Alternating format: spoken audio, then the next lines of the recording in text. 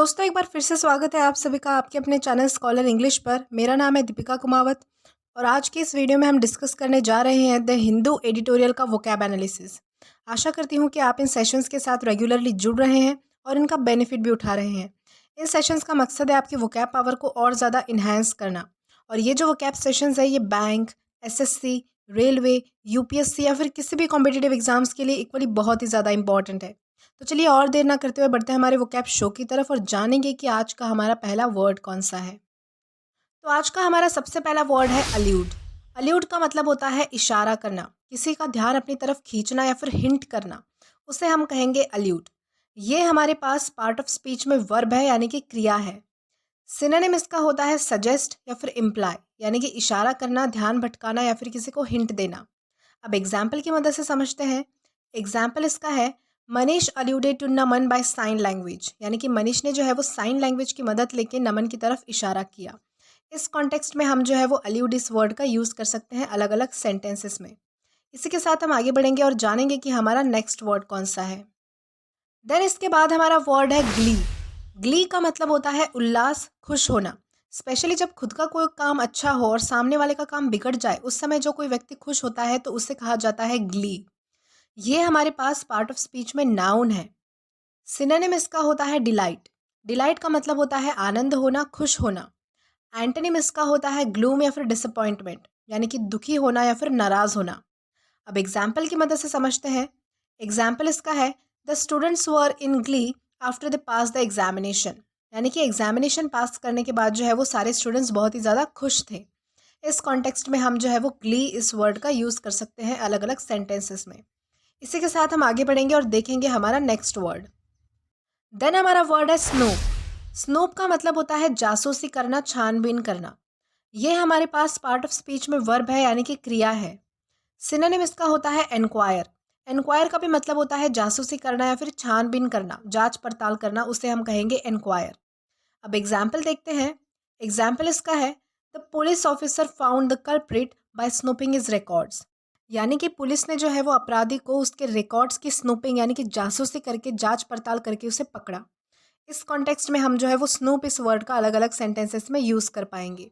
इसी के साथ हम आगे बढ़ेंगे हमारे नेक्स्ट वर्ड की तरफ और जानेंगे कि हमारा नेक्स्ट वर्ड कौन सा है। देन इसके बाद हमारा वर्ड है डिसमिनेट। डिसमिनेट का मतलब होता है प्रसार करना या फिर किसी इंफॉर्मेशन का प्रचार करना, उसे हम कहेंगे डिसमिनेट। ये हमारे पास पार्ट ऑफ स्पीच में वर्ब है यानी कि क्रिया है। सिनोनिम इसका होता है स्प्रेड या फिर सर्कुलेट, यानी कि किसी चीज़ को फैलाना, किसी बात को फैलाना। अब एग्जाम्पल की मदद से समझते हैं। एग्जाम्पल इसका है the information of the new sales was disseminated through loud speakers, यानी कि जो नई सेल्स की जो इंफॉर्मेशन है वो सारी जगहों में जो है वो लाउड स्पीकर्स के द्वारा फैलाई गई, यानी कि उसका प्रचार किया गया। इस कॉन्टेक्स्ट में हम जो है वो डिसमिनेट इस वर्ड का यूज़ कर पाएंगे। इसी के साथ हम आगे बढ़ेंगे हमारे नेक्स्ट वर्ड की तरफ। देन इसके बाद हमारा वर्ड है रोजी। रोजी का मतलब होता है आनंदित या फिर खुशी। ये हमारे पास पार्ट ऑफ स्पीच में एग्जेक्टिव है यानी कि विशेषण है। सिनोनिम इसका होता है प्लेजेंट या फिर हैप्पी, यानी कि खुश रहना। और एंटोनिम इसका होता है सैड या फिर डिसअपॉइंटमेंट, यानी कि नाराज होना, दुखी होना। अब एग्जाम्पल देखते हैं। एग्जाम्पल इसका है अनन्या लिव्स और रोजी लाइफ विद हर पेट्स, यानी कि अनन्या अपने पेट्स के साथ जो है वो बहुत ज़्यादा खुश रहती है। इस कॉन्टेक्स्ट में हम जो है वो रोजी इस वर्ड्स का अलग अलग सेंटेंसेस में यूज़ कर पाएंगे। इसी के साथ हम आगे बढ़ेंगे और देखेंगे हमारा नेक्स्ट वर्ड। देन हमारा वर्ड है डिबंक। डिबंक का मतलब होता है खारिज करना, पर्दाफाश करना या फिर सच्चाई सामने लाना, उसे हम कहेंगे डिबंक। ये हमारे पास पार्ट ऑफ स्पीच में वर्ब है यानी कि क्रिया है। सिनोनिम इसका होता है एक्सप्लोड। एक्सप्लोड का मतलब होता है किसी चीज़ को एक्सपोज करना, उसकी सच्चाई सामने लाना, किसी बात को खारिज करना। एंटोनिम इसका होता है कन्फर्म। कन्फर्म का मतलब होता है किसी बात को पक्का कर लेना। अब एग्जाम्पल की मदद से समझते हैं। एग्जाम्पल इसका है the article debunks the notion that life exist on Mars, यानी कि आर्टिकल इस धारणा को खारिज करता है कि मंगल ग्रह पर जीवन मौजूद है। इस कॉन्टेक्स्ट में हम जो है वो डिबंक इस वर्ड का यूज़ कर पाएंगे। इसी के साथ हम आगे बढ़ेंगे और देखेंगे हमारा नेक्स्ट वर्ड। देन हमारा वर्ड है ट्यूमल्टुअस। ट्यूमल्टुअस का मतलब होता है उतार चढ़ाव होना, कंफ्यूज होना या फिर परेशान हो जाना, उसे हम कहेंगे ट्यूमल्टुअस। ये हमारे पास पार्ट ऑफ स्पीच में एग्जेक्टिव है यानी कि विशेषण है। सिनोनिम इसका होता है टर्ब्यूलेंट। टर्बुलेंट का मतलब होता है अशांति और एंटोनिम इसका होता है ऑर्डरली, जिसका मतलब होता है व्यवस्थित। अब एग्जाम्पल की मदद से समझते हैं। एग्जाम्पल इसका है, Riya is tumultuous and frightened thinking about her future. यानी कि रिया अपने भविष्य के बारे में सोचकर जो है वो परेशान होती है, कंफ्यूज होती है। इस कॉन्टेक्स्ट में हम जो है वो ट्यूमल्टुअस इस वर्ड का यूज़ कर पाएंगे अलग अलग सेंटेंसेस में। इसी के साथ हम आगे बढ़ेंगे और देखेंगे हमारा नेक्स्ट वर्ड। देन हमारा नेक्स्ट वर्ड है सैल्वो। सैल्वो का मतलब होता है आक्रामक या गुस्से में, उसे हम कहेंगे सैल्वो। ये हमारे पास पार्ट ऑफ स्पीच में नाउन है। सिनोनिम इसका होता है अग्रेसिव। अग्रेसिव का मतलब होता है गुस्से में। और एग्जाम्पल इसका है, Pritam was in a hurry and kick the ball in salvo. यानी कि प्रीतम जो है वो जल्दी में था, इसीलिए उसने जो है वो गुस्से में आकर बॉल को किक किया। इस कॉन्टेक्स्ट में हम जो है वो सैल्वो इस वर्ड का यूज़ कर सकते हैं। इसी के साथ हम आगे बढ़ेंगे हमारे नेक्स्ट वर्ड की तरफ और जानेंगे हमारा नेक्स्ट वर्ड। देन हमारा वर्ड है फल्मिनेट। फल्मिनेट का मतलब होता है निंदा या फिर भड़काना।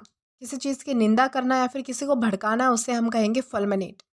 ये हमारे पास पार्ट ऑफ स्पीच में नाउन है। सिनोनिम इसका होता है ऑब्जेक्शन या फिर कंप्लेंट, यानी कि शिकायत करना या फिर किसी बात से सहमत ना होना। अब एग्जाम्पल देखते हैं। एग्जाम्पल इसका है, the people fulminate against the new industry in the village. यानी कि गांव में नई इंडस्ट्री के खिलाफ जो है वो लोगों ने निंदा की और या उसकी कंप्लेंट की, उसकी शिकायत की, उस पर ऑब्जेक्शन उठाया। इस कॉन्टेक्स्ट में हम जो है वो फॉल्मिनेट इस वर्ड का यूज़ कर पाएंगे अलग अलग सेंटेंसेस में। इसी के साथ हम आगे बढ़ेंगे हमारे नेक्स्ट वर्ड की तरफ और जानेंगे हमारा नेक्स्ट वर्ड। देन इसके बाद हमारा वर्ड है फ्रूशन। फ्रूशन का मतलब होता है सफलता। किसी प्लान या प्रोजेक्ट में सफलता मिलना, उसे हम कहेंगे फ्रूशन। ये हमारे पास पार्ट ऑफ स्पीच में नाउन है। सिनोनिम इसका होता है अचीवमेंट, यानी कि कुछ पा लेना, कुछ हासिल कर लेना। एंटोनिम इसका है इंसेप्शन। इंसेप्शन का मतलब होता है शुरुआत करना, किसी काम की शुरुआत करना, उसे हम कहेंगे इंसेप्शन। एग्जाम्पल इसका है, the project has finally attends इस फ्रूशन। यानी कि उस प्रोजेक्ट को जो है वो फाइनली उसकी सफलता मिल गई। इस कॉन्टेक्स्ट में हम जो है वो फ्रूशन इस वर्ड का अलग अलग सेंटेंसेस में यूज़ कर पाएंगे। इसी के साथ हम आगे बढ़ेंगे और देखेंगे हमारा नेक्स्ट वर्ड। देन हमारा वर्ड है स्पेक्टेटर्स। स्पेक्टेटर्स का मतलब होता है दर्शक। जो लोग कोई गेम, शो या फिर इवेंट देखते हैं, उन्हें हम कहेंगे स्पेक्टेटर्स। ये हमारे पास पार्ट ऑफ स्पीच में नाउन है। सिनोनिम इसका होता है ऑनलुकर या फिर वॉचर, यानी कि देखने वाला या फिर कोई दर्शक। एंटोनिम इसका होता है पार्टिसिपेंट या फिर प्लेयर, यानी कि खेलने वाला या फिर सहभाग लेने वाला। एग्जाम्पल इसका है, the spectators are happily supporting their team to win. यानी कि अपनी टीम के जीतने के लिए जो है वो दर्शक उनकी टीम को सपोर्ट कर रहे थे, उनको चीयर कर रहे थे। इस कॉन्टेक्स्ट में हम जो है वो स्पेक्टेटर्स इस वर्ड का अलग अलग सेंटेंसेस में यूज़ कर सकते हैं। अब हम देखेंगे हमारा नेक्स्ट वर्ड। देन हमारा वर्ड है एल्यूसिव। एल्यूसिव का मतलब होता है मायावी। जो चीज़ कैच करना, ढूंढना या फिर पाना मुश्किल हो, उसे हम कहेंगे एल्यूसिव। ये हमारे पास पार्ट ऑफ स्पीच में एग्जेक्टिव है, यानी कि विशेषण है। सिनोनिम इसका होता है एवेसिव या फिर स्लिपरी, यानी कि जो हाथ से छूट जाए, आसानी से पकड़ में ना आए, जिसे ढूंढना मुश्किल हो, ऐसी कोई चीज़। एग्जाम्पल इसका है, cheetahs are elusive as they are the fastest running species. यानी कि चीताज जो है वो कैच करने के लिए, उनको ढूंढने के लिए बहुत ही ज़्यादा मुश्किल होती है, क्योंकि वो फास्टेस्ट रनिंग स्पीसीज है, सबसे तेज़ भागने वाली प्रजातियों में से एक है। इस कॉन्टेक्स्ट में हम जो है वो एल्यूसिव इस वर्ड का यूज़ कर सकते हैं। इसी के साथ हम आगे बढ़ेंगे और जानेंगे हमारा नेक्स्ट वर्ड।